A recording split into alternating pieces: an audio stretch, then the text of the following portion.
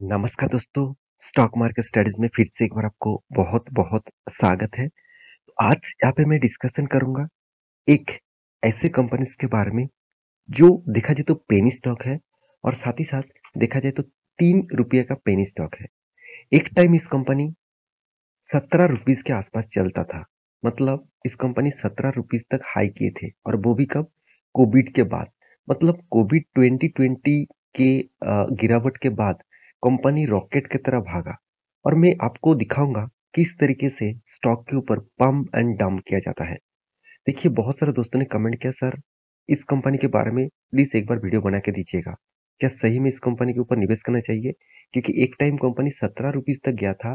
क्या फिर से अगर अभी ₹3 चल रहा है, क्या फिर से अगर उस कंपनी 17-15 तक जा सकते हैं?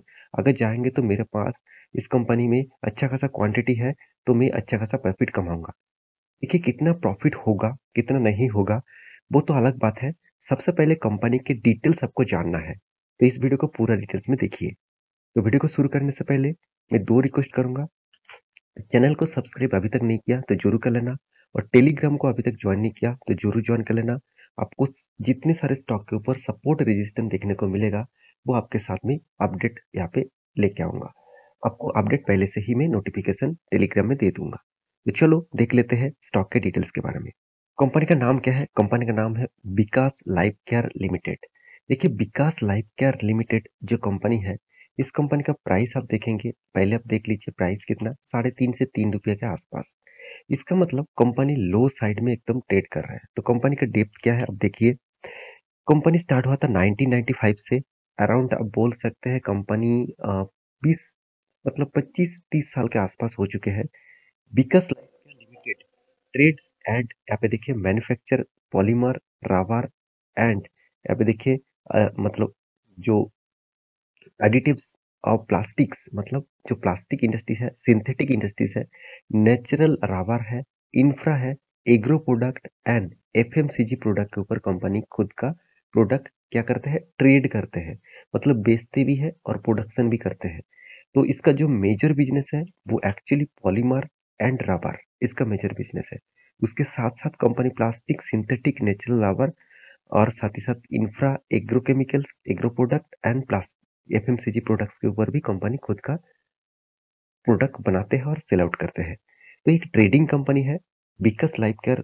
आप देखेंगे लाइफ केयर सुनकर आपको लग रहा है कि लैबोरेटरीज होगा मतलब कोई मतलब लैब होगा, कोई एफएमसीजी का लैब्स होगा, सॉरी कोई फार्मास्यूटिकल का लैब होगा। मगर यहाँ पे वो प्रोडक्ट ऑब्वियसली केमिकल के डिपार्टमेंट के हिसाब से देखिए कोई भी रबर बनाना है, कोई भी देखा जाए तो प्लास्टिक बनाना है, कोई भी सिंथेटिक बनाना है, तो वो प्रोडक्ट देखा जाए तो केमिकल से ही बनते हैं। तो कंपनी का जो सर्विस ऑफर्ड किया जाता है, आप देखेंगे कंपनी का टोटल जो सर्विसेज है, जो इतने सारे इसका फैक्ट्रीज है, प्रोसेसिंग फैक्ट्रीज है बेंगलुरु में, तो उनमें से टोटल कैपेसिटी कितना है 1000 टन टन पर डे। तो कंपनी का जो बिजनेस सेगमेंट है उस सेगमेंट में मेजर जो सेगमेंट में वो आपके साथ में डिस्कस कर चुका हूँ, जिसमें आप देखेंगे company deals in various business segment. Company एक बिजनेस के ऊपर नहीं बहुत सारे बिजनेस के ऊपर है। इसका मेजर बिजनेस है पॉलीमर एंड रबर। यहाँ पे देख सकते हैं पॉलीमर एंड रबर इसका सबसे बड़ा बिजनेस है और साथ ही साथ कंपनी और भी बहुत सारे प्रोडक्ट यहाँ पे मार्केट में लेके आते हैं। तो कंपनी के जो प्रोडक्ट है मैं पहले आपको डिस्कस कर चुका हूँ। यूजर इंडस्ट्रीज इस चीज को ध्यान से देखना। यूजर इंडस्ट्रीज मतलब कौन सा इंडस्ट्रीज इसका प्रोडक्ट खरीदते हैं।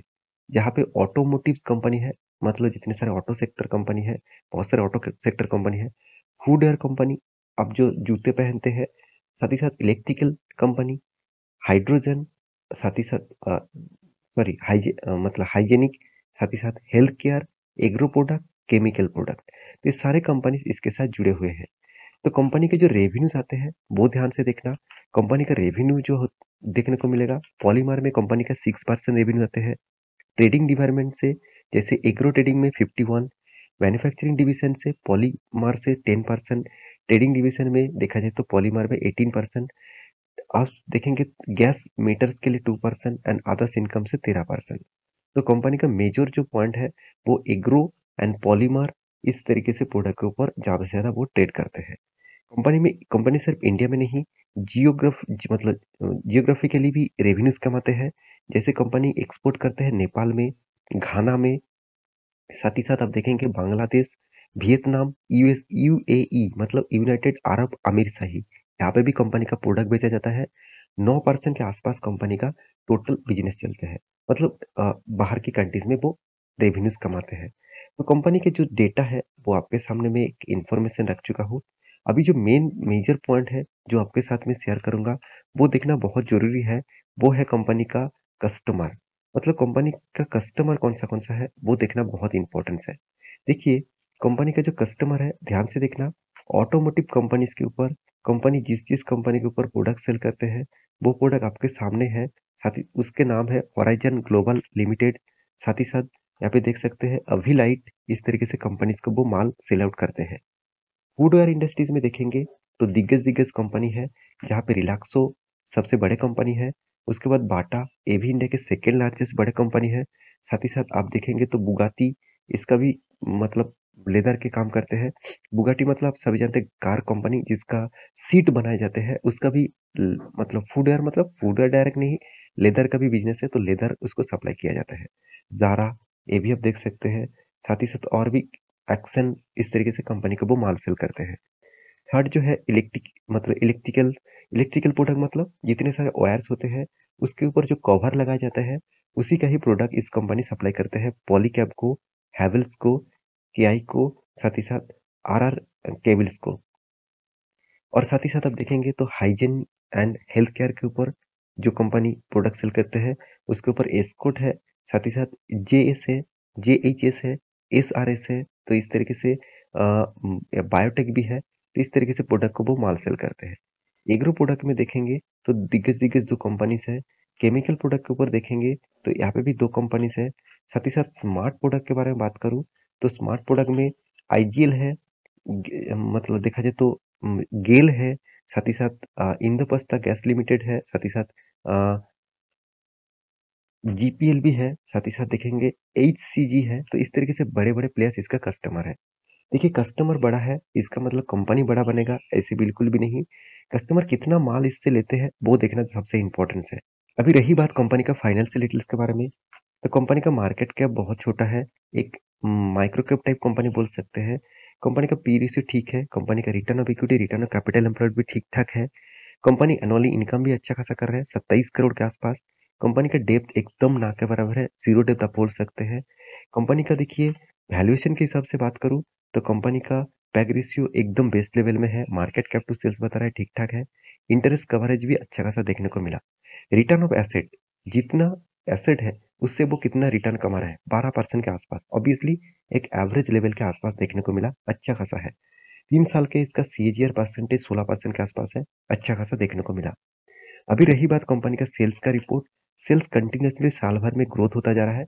बीच में 2021 में थोड़ा सा वीक हुआ, और कंपनी का एक्सपेंस भी कंपनी जितना सेल्स कर रहा है उसी तरीके से कंपनी का एक्सपेंस देखने को मिला। तो इसीलिए कंपनी का प्रॉफिट एंड लॉस उतना ज्यादा ग्रोथ नहीं हुआ। तो कंपनी का रिटर्न के मामले में 3 साल में अच्छा खासा रिटर्न दिया, 1 साल में अच्छा खासा लॉस दिया। क्यों दिया? सेल्स ग्रोथ, प्रॉफिट ग्रोथ तो धमाका देखने को मिला, और रिटर्न के मामले में कंपनी पॉजिटिव परसेंटेज देखने को मिला। फिर भी इस कंपनी के ऊपर कैश फ्लो जो है वो देखने का लायक है। कैश फ्लो के बारे में बात करूं तो ध्यान से देखना, प्रॉफिट फ्रॉम ऑपरेशन मतलब कंपनी ऑपरेशन करने के बाद कंपनी के हाथ में कितना प्रॉफिट दिखा रहा है, 9 करोड़, 7 करोड़, 8 करोड़। मगर कंपनी का हाथ में कैश कितना आ रहा है, नेगेटिव में। तो इसका मतलब कंपनी जितना प्रॉफिट दिखा रहा है उतना हाथ में पैसा ही नहीं आ रहा है। यही सबसे बड़ा खतरा है इस कंपनी का। इसी के कारण स्टॉक के ऊपर बिग क्रैश देखने को मिल जाता है। तो इन्वेस्टर के बारे में बात करूं तो इन्वेस्टर भी देखेंगे, प्रोमोटर के बाद प्रोमोटर के पास देखिए पहले कितना 55% का होल्डिंग था, आज खुद प्रोमोटर माल बेचकर भाग गया और 11% है। और इस तरीके से कंपनी के ऊपर निवेश करने के लिए आप सोच रहे हैं तो मेरे हिसाब से थोड़ा सा आपको संभल लेना चाहिए, क्योंकि जहाँ पे प्रोमोटर खुद सेल करके भाग रहा है, जहाँ पे पब्लिक अच्छा खासा होल्डिंग रखे है और पब्लिक होल्डिंग है, तो इसीलिए इस कंपनी के ऊपर पंप और डंप देखने को मिला। कोविड के टाइम में इस कंपनी का प्राइस था ओनली 85 पैसा, और उसको उसके बाद हाई कितने किया, करीबन 17 रुपीज के आसपास। तो सोचिए, करीबन करीबन मैं बोल सकता हूँ 20 गुना आपको रिटर्न दे चुके हैं कोविड के बाद। और देखिए किस तरीके से पंप एंड डाउन किया गया। तो यहाँ पे देखिए फिगर आउट जो देखने को मिला पम्प एंड डंप का सिनेरियो है। तो मैं ज़रूर कहूँगा जितने सारे लोग सोच रहे हैं इसका कस्टमर अच्छा है, इसका पैरामीटर्स अच्छा देखने को मिला, तो मैं ज़रूर कहूँगा बहुत हाई रिस्की कंपनी है, तो प्लीज़ इस तरीके से कंपनी के ऊपर ज़्यादा निवेश करके आपका पैसा मत गँवाना। तो ये मेरा देखिए कोई सजेशन नहीं है। मैं खुद इस तरीके से गलती करके बहुत सारे पैसा गँवा चुका हूँ, तो इसलिए मैं दोबारा आप भी गलती ना करें, तो इसलिए मैं इस वीडियो को लेके आया हूँ। बहुत सारे दोस्तों ने कमेंट भी किए थे, तो इसलिए इस वीडियो आपको सामने लेके आया हूँ। तो मेरी इस वीडियो आपको अच्छा लगे है, मेरे इन्फॉर्मेशन अगर अच्छा लगे है, तो प्लीज़ लाइक करना, इसी तरीके से वीडियो पाने के लिए चैनल को सब्सक्राइब भी करना। मिलते हैं नेक्स्ट वीडियो में, तब तक के लिए अच्छे से रहिए, अपना ख्याल रखिए, बाय बाय।